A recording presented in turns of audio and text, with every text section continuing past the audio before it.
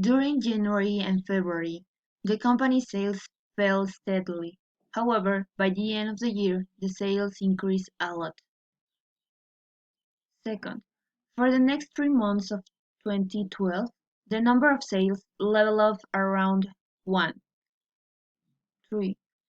Sales increased sharply from June, so I can see a rocket tendency, and that made me think about the company's strategy to enhance sales. 4. By the next month, the sales bottomed out in October and December, but not at the same levels as starting 2012. 5.